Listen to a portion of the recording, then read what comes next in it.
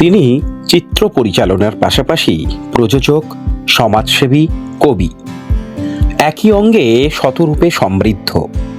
তার জন্মদিন বলে কথা, তার 7ই ফেব্রুয়ারি চিংড়িঘাটা সুকান্তনগর সমিতি ভেড়িতে পিকনিক স্পটে কেক কেটে পিকনিকের মাধ্যমে জন্মদিন পালন করা হলো সকলের শ্রদ্ধেয় প্রিয় বাদল সরকারের।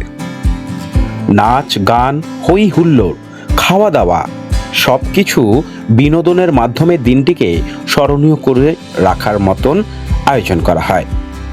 উপস্থিত ছিল বাদল সরকারের শুভান্নুদায়ী থেকে চিত্রজগতের শিল্পী, কলাকুশলী, গায়ক গায়িকা, সাংবাদিক সহ অসংখ্য অনুরাগীরা।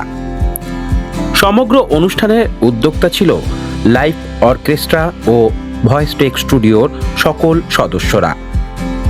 বাদল সরকার, যিনি তার ফিল্মের জন্য দেশ বিদেশের বহু ফিল্ম ফেস্টিভ্যাল থেকে পেয়েছেন পুরস্কার ও ভালোবাসা।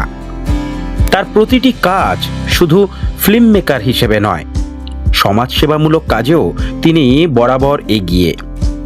বাদল সরকারের জন্মদিন শুধু মানুষটাকে ভালোবাসা দেওয়া নয়, তার প্রতি শ্রদ্ধা ও পাশে থাকার বার্তাও বহন করে আমাদের সকলের। তাই শুভ জন্মদিনে তার প্রতিটি চলার পথ আরও সুচারু ও সুগম হয়ে আমাদের সাথে নিয়ে এগিয়ে চলুক, এই কামনা করি। উইশ ইউ হ্যাপি বার্থডে বাদল সরকার, প্রিয় দাদা। কি বলবো, সবচেয়ে পরম পাওনা দেখলাম এত বছরের ভিতরে এই প্রথম বছরটা হলো যে বিভিন্ন দিকের মানুষ আজকে উপস্থিত। এই আমার পাশে দাঁড়িয়ে আছেন সঞ্জয় দা, ইনি একজন মহান ডিরেক্টর, এই মুহূর্তে বাংলা চলচ্চিত্র জগতে এবং হিন্দিতেও উনি কাজ করছেন বোম্বেতে। আমার এই বাদিকে রয়েছেন, ইনি ডিরেক্টর, কবি, সাহিত্যিক এবং অর্গানাইজেশন চালান নিজেই। আর এই সমীরবাবু, ইনি বড় একটা ইন্ডাস্ট্রি চালান এবং তার সাথে সাথে নিজে একজন ডিরেক্টর, নিজে গান লেখেন। আর গর্বেতাজি, ইনি আমার এখন ফিল্ম ইন্ডাস্ট্রির একটা মহান জায়গাতে স্থান নিতে চলেছেন, এটাও আমার কাছে পরম্পরা। এদেরকে নিয়ে এবং আমার সামনে যে ক্যামেরা করছেন, তিনি একজন সাংবাদিক, আমার প্রিয় বন্ধু। মানে কীভাবে বুঝাবো সেটা বুঝাতে পারছি না। আর আমার সামনে একজন ক্যামেরা ধরে বসে আছেন, উনি শুধু ক্যামেরাম্যান না, বাধ্যতামূলক উনি ক্যামেরাম্যান, ক্যামেরা জানেন, ক্যামেরা থেকে ওনার শুরু করে আজকে উনি একজন ডিরেক্টর এবং যথেষ্ট জায়গায় ভালো এডিট করেন, আমার যথেষ্ট ফিল্ম এডিট করেছেন। সমীরবাবু আছেন পাশে দাঁড়ানো, উনি আমার চলচ্চিত্রে অভিনয় করেছেন। এই যে সবাইকে নিয়ে একটা জায়গাতে আরও যারা যারা এখানে এসছেন, ভাবা যায় না যে কারা কারা, মানে আমি ভাবতেও পারছি না যে প্রত্যেকে আসবেন। এই আশাটাই আমার কাছে পরম। জন্মদিনে কত বয়স কমলো এবং মনটা কত সতেজ হলো?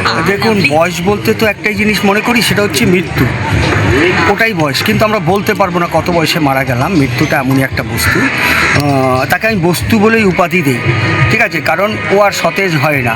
মৃত্যুর পরে সব কিছু সতেজ করা যায়, তেল মশলা মাখিয়ে, ওষুধপত্র খাইয়ে সতেজ করা যায়, কিন্তু ওই যে মৃত্যুকে আর সতেজ করা যায় না, তাই ওটা একটা বস্তু। কি বলবে তোমার যারা শুভাকাঙ্ক্ষী রয়েছে তাদের উদ্দেশ্যে দু চার কথা কি বলবে? তাদের উদ্দেশ্যে একটাই কথা বলবো, কাজ করে যাও, ফল তুমি চেও না। কাজ করে যাও, তুমি ফল চেও না। দেখবে ছাদের কোনায় যে মাটিটুকু পড়ে আছে, ভুলবশত হাওয়ায় এসে উড়ে পড়েছে, সেখানে একদিন গাছ গছিয়ে যায়। অপেক্ষা করো, তাকে ঝাড়ু দিয়ে ফেলে দিও না।